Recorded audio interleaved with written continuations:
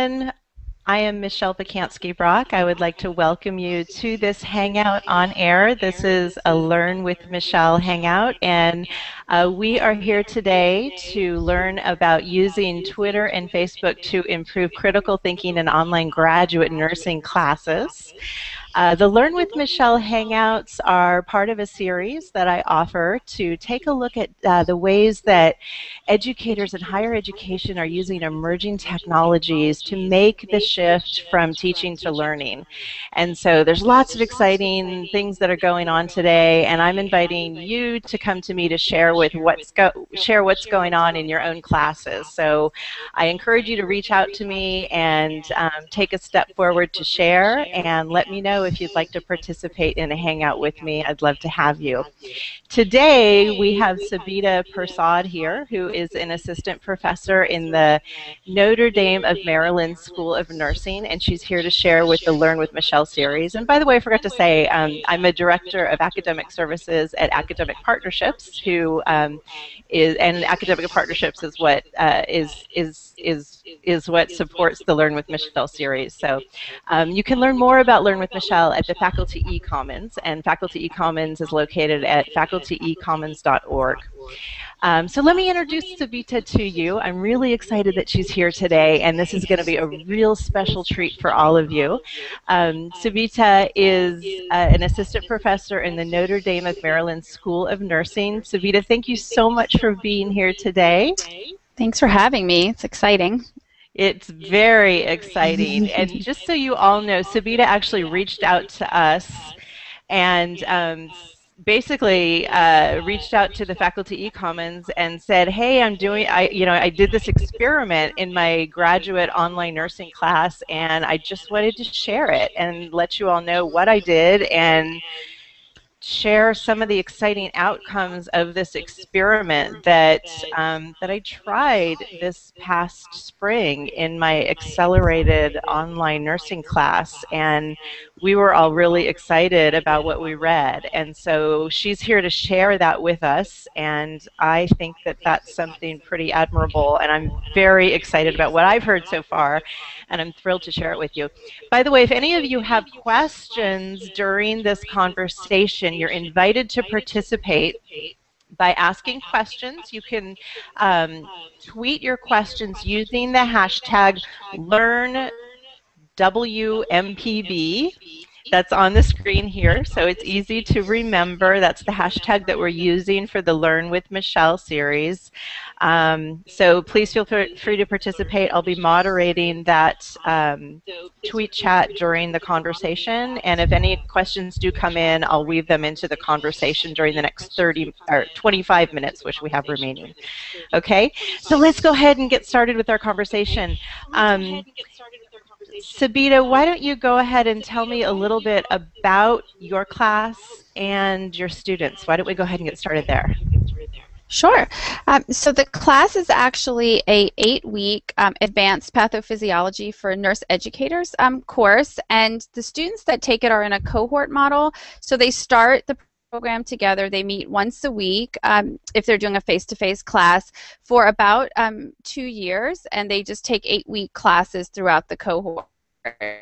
And so they know each other. This was the second semester into the cohort, so they had already had some previous experience with one another. And they're mostly adult learners. The average age is about 38, so we have some 20-year-olds, but we have quite a few in their 50s and late 40s for sure. Okay, great. And they're all already registered nurses, and most of them are practicing. Okay, terrific. And what was the title of the class? It's Advanced Pathophysiology for Nurse Educators. Gotcha. Okay. And by the way, I did just get a note that there's an echo going on with the Hangout, and so I just wanted to reference that Sabita and I did a lot of troubleshooting before we went live, and we both have a headset on, and our audio outputs are set to come out of our ears and our headsets, and we don't know exactly what's causing that echo. And we've checked our system preferences and everything, so I have been unable to resolve that problem, and I do apologize for that. But I've done my very best to eliminate that based upon everything that I have control of. So I just wanted to address that on my end, that I did do everything that I could before we went live here to take care of that echo. So if anyone wants to tweet another suggestion, I'm happy to listen to it. Yeah. Okay, so thanks for that introduction, Sabita. And why don't you introduce us to the class model that we're taking a look at here today? Okay, so what it is, it's an 8-week advanced pathophysiology class. It's really an online course, but I guess you could call it, with the formal definition, a hybrid, because we met once in the beginning, so we were all on the same page, and the students kind of had understanding of how we would proceed. And we met once at the end for a wrap-up, and I also wanted to get some narrative data based on some of the things that we did in the classroom, so we used that time to collect that data and kind of just wrap up how we felt about the experience and how it went. So 6 weeks of it were not face-to-face, content-based. Okay. And the students themselves, were they used to the online experience? No, not these learners. We had maybe 2 out of the 16 or 17 that were in just new graduates out of undergrad, so had some online experiences in that way, but the majority of them chose this particular nursing program because it's not online, and a lot of graduate nursing education has moved to online learning. So they came because they wanted traditional learning methods. So a lot of them were really not familiar. They know how to use the computer, but this whole concept of how do we learn online when there's not an instructor there for 4 hours every week was a bit new for some of them. So how did they react to that then when they were confronted with that in your class then? If you know, it sounds like that wasn't something that was part of their initial maybe program selection experience, and now partially through their learning experience, they have this class where they have this professor who's saying, "Oh, well, now we're going to do this online." So how was that process for you? Well, yeah. So in the first class, I came in super excited and said, this is going to be the best thing you've ever done in your entire life. And, you know, of course, they're like, yeah, right. So I just really had to sell it in week 1. And that's why I met in week 1. So they didn't felt like it was thrown on them. And I also gave them the rationale for why we were doing what we were doing. And one of the things I sold them on is that they were going to be educators, and the world is moving to online education. So they needed to experience it as a student and able to really be able to teach it on the other end. And so when I kind of threw that slant in, it kind of diffused some of it. They understood the reasoning. It wasn't just because I didn't want to come in once a week. And, you know, we kind of talked through some of that. And then I also offered them, because I know them now face to face and they're not all over the country, that, you know, if ever they felt like it wasn't working and they needed me, that I was physically presently available, and that was fine. And so I kind of gave them a lot of presence, my own presence, and so I think that helped quite a bit. You know, I think that what you just shared is, from my experiences, not only teaching but working with faculty, I think that piece of advice is so fabulously valuable.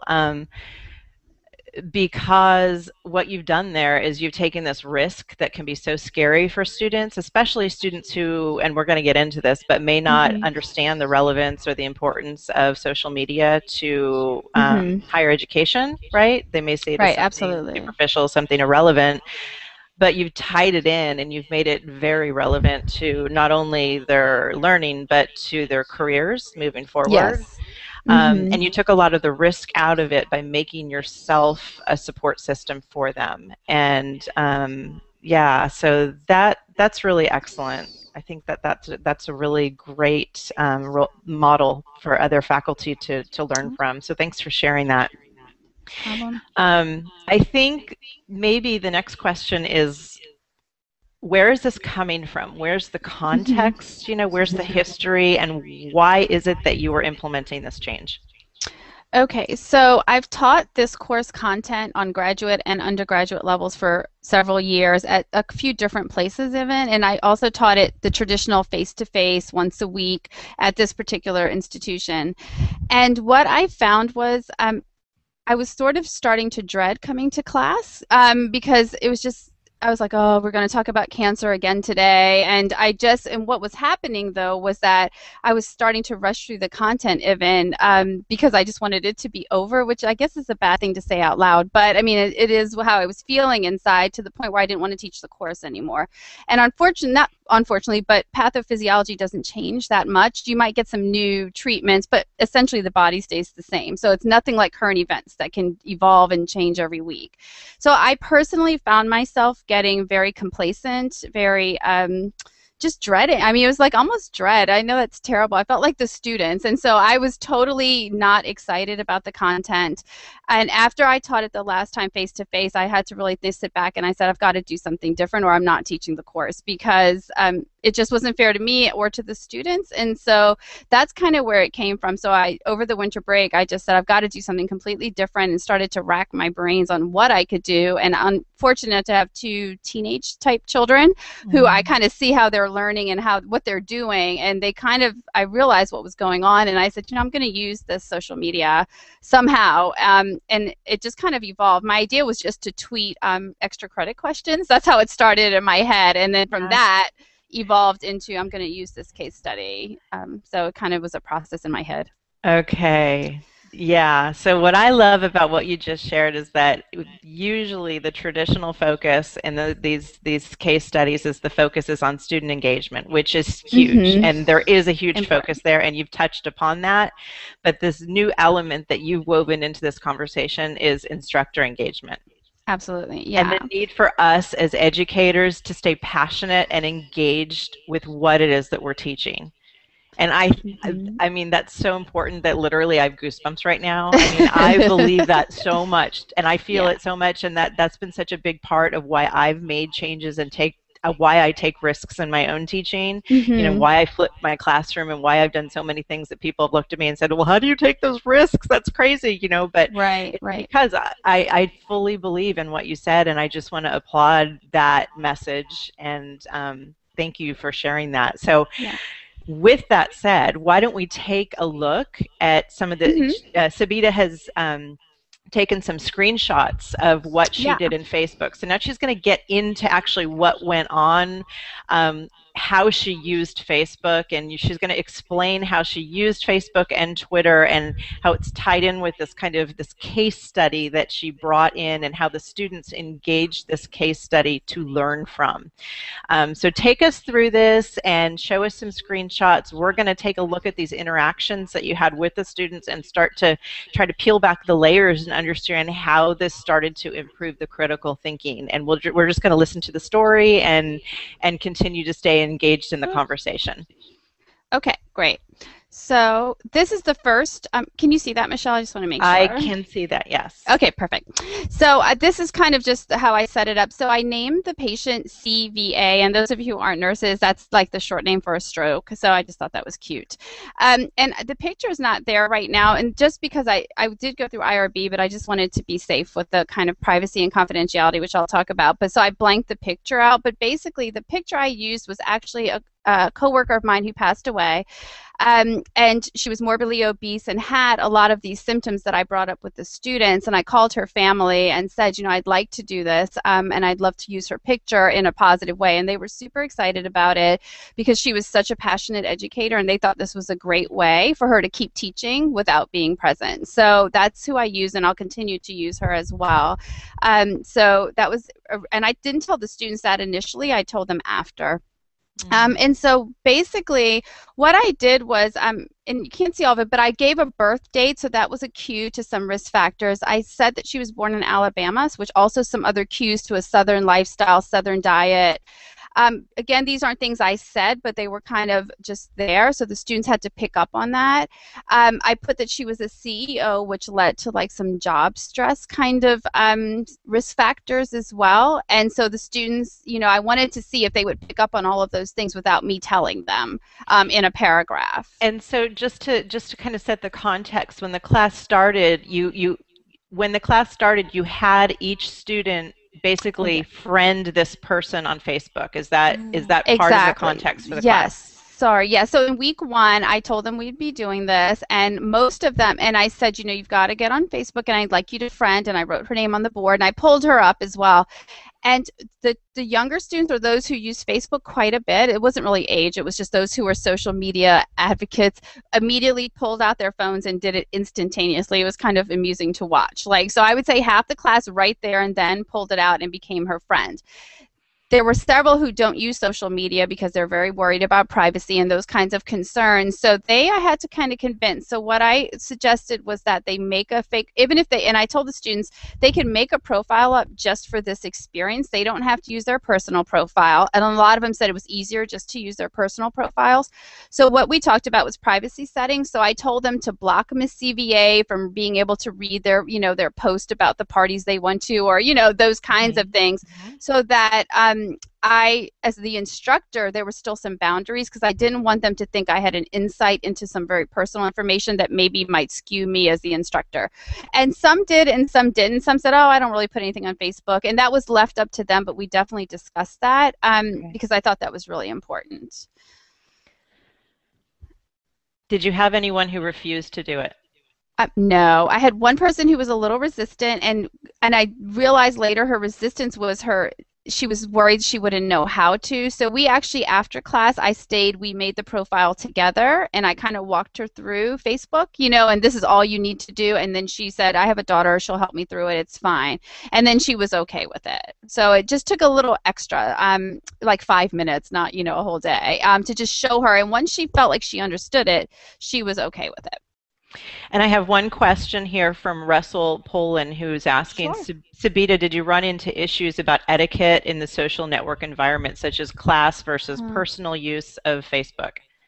Oh, very interesting. No, I really didn't. And I think part of it is because we had those privacy kind of controls that, I didn't see a lot. Maybe one person did, and I will tell you this, and they had a big paper due at the end, and she did post something like, oh my God, this is the paper from hell. Those kinds of things that students post on Facebook, but it was nothing that was personal about me or the class, it wasn't bad. Those were things that you could see in the feed, but not things that necessarily got posted to this page, so to speak. Exactly. So it wasn't posted on the page, it was just their random news feed, and then I figured out how to even block that. So I didn't see anybody's feed. All I saw was their post to this page and this person's issues. But we didn't have anybody say anything awful or do anything at all. It was very well done.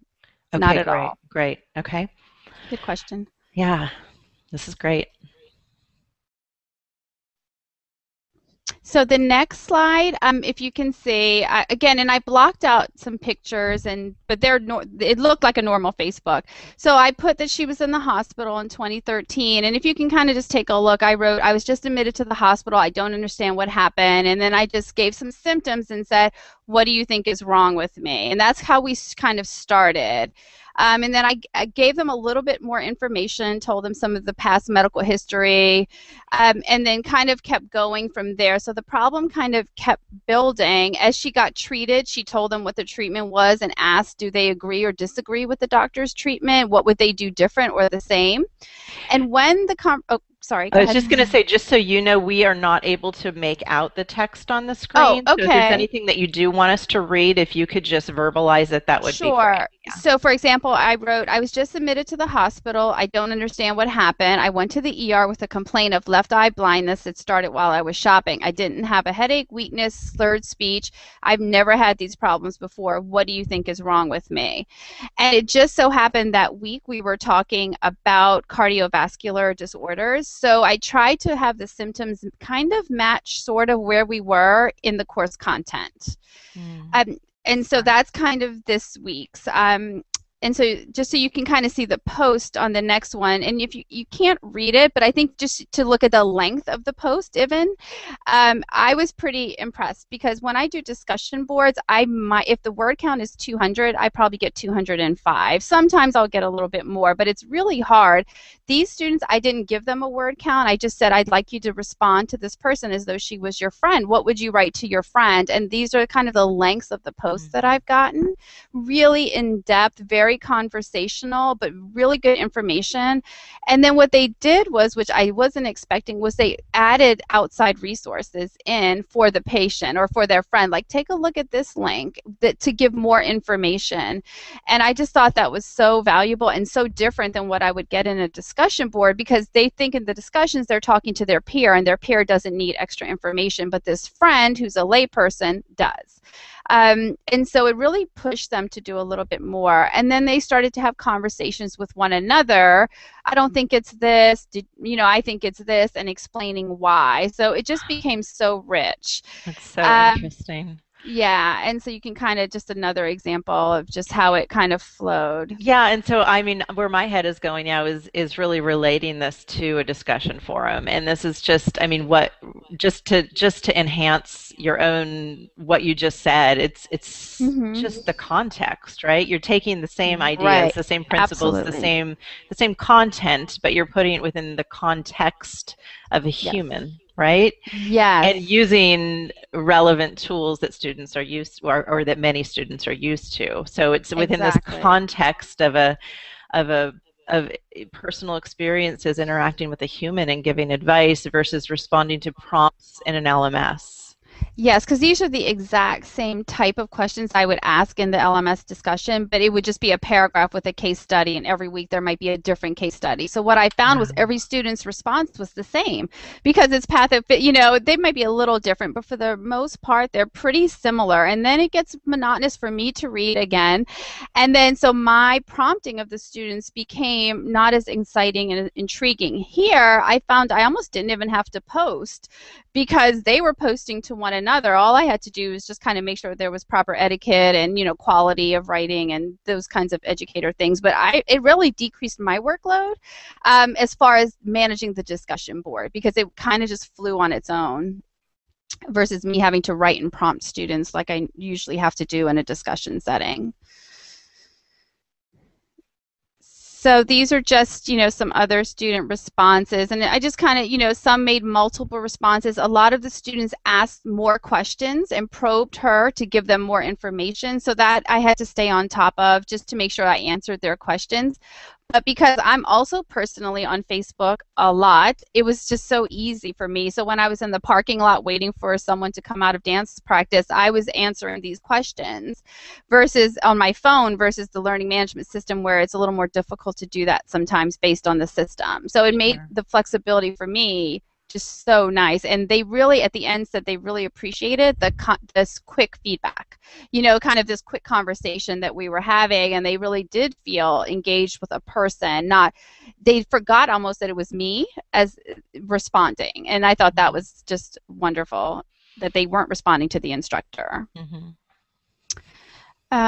And so, yeah, so that's just kind of an example of how it looked in the classroom. I just put a few screenshots. I will tell you that when I thought the question was fizzling out, I put a new post because I didn't want them to just be making things up again.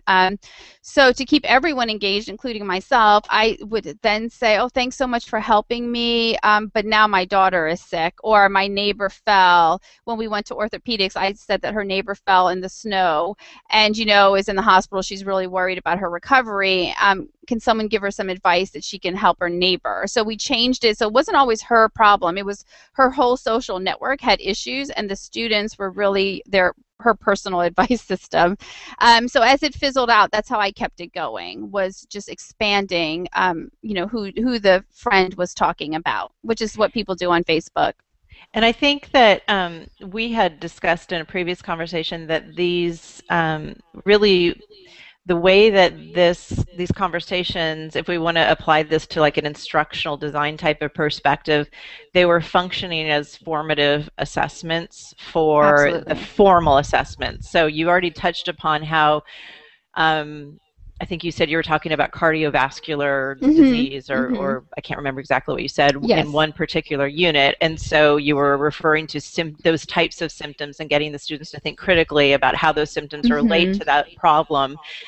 Right. in that particular week in that Facebook conversation. And Yes. so the conversations were getting the students to think critically and apply what they were learning from class in preparation for Hmm. the formal assessments. And that's Correct. really, you Exactly. were like scaffolding their learning to prepare them for the formal assessments, Right. the summative assessment. Exactly.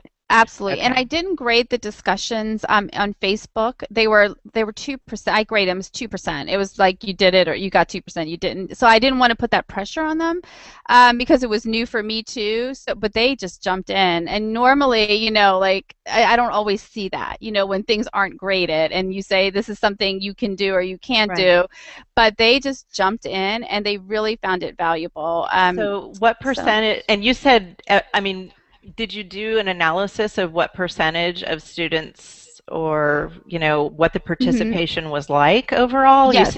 said there was no one who didn't participate, but Yes. No, we had right. So I had students who participated in. So I over the course of the 7 weeks, I made 8 statuses or 8, problems, and so over the course of the week, the average student posted 3 times, but three and the average word count. I mean, if you were looking at that, was about 480 words, which is huge.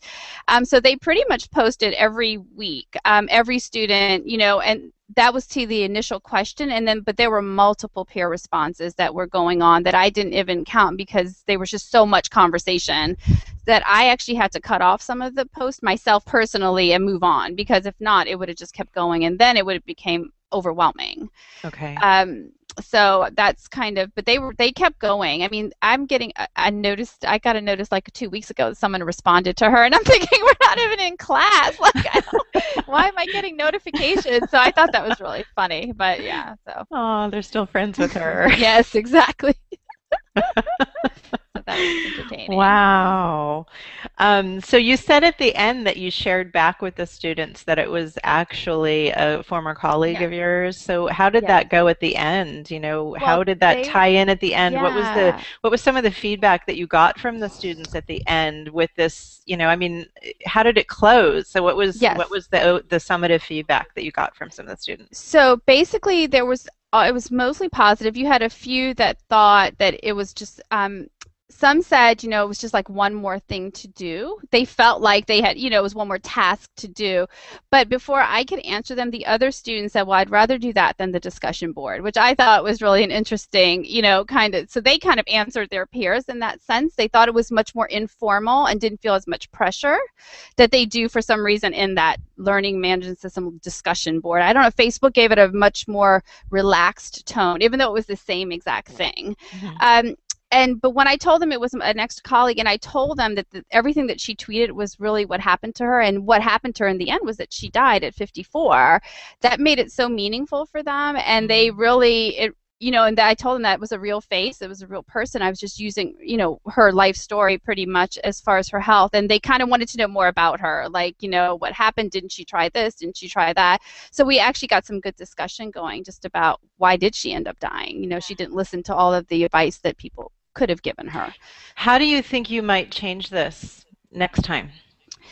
So now I'm thinking that I'm going to maybe be a little bit more stringent, not stringent, but give some more criteria on the amount of posts, because I don't want some people over posting, and kind of taking over the discussion, because we had a few that really got into it. So that there's some more equity and it's kind of spread amongst everyone, and it pushes the more quiet student to really get involved. So I'm thinking I'm going to make some more criteria as far as how many, kind of where I'd like to see them versus just do whatever you feel, you want to do. And so I'm definitely going to do that. I would like to use Twitter a lot more. And the reason I did tweet, Yeah, some we of them didn't talk just about that didn't, much. yeah, they didn't catch it. It wasn't as successful because I think I was new to Twitter as well. So Mhm. I was still trying to get the used to the whole format and the 140 characters. So I'm going to definitely tweet a lot more. But I did tweet, and the students did get them, and I made a lot of funny tweets, and so they would talk about those. But I'm going to definitely really go for the Twitter a lot more for kind of in between Facebook status updates, like little comments, to give them more cues about what's going on with the patient that maybe she doesn't write in the status. Mhm. And it's really also to kind of force the nurse educator or the future educator to kind of keep up with what's going on, because before you know it, it changes, and if you're not keeping up, you'll get lost. And so I really am going to try to encourage them to stay, to grab hold of the technology and to really master it the best that they can in a safe place, which is their classroom. So that's what I think I'll do different. Yeah, and I think that's a huge outcome for higher education, to foster that skill in students. So I Mm-hmm. really applaud you for taking that on. Savita, you shared so much with us, and that's been very generous. And I Oh, thanks. thank you for that. I think there's so much to take away from this, and not just for those of us who teach nursing either. I think that this is broadly No. applicable to so many different Yeah. disciplines, and I certainly hope Yeah. that this archive gets shared wide and far. I know I'll be sharing it with lots of people. Oh, So thank you. thank you so much. I'm not Oh, seeing any thank more you. questions coming in. I see lots of retweets and so forth. So I'll be getting this archive shared soon on the faculty Okay. eCommons. And thank you again for being here. And I wish you continued success with your experimentation and innovations. And thanks to the rest of you for joining us for this Learn with Michelle event. We will be having more in the future, and I hope Great. that some of you will be reaching out to me to share all the great things that you're doing in your own classes. Take care for Great. now, everybody. Thank Bye-bye. you. Bye bye.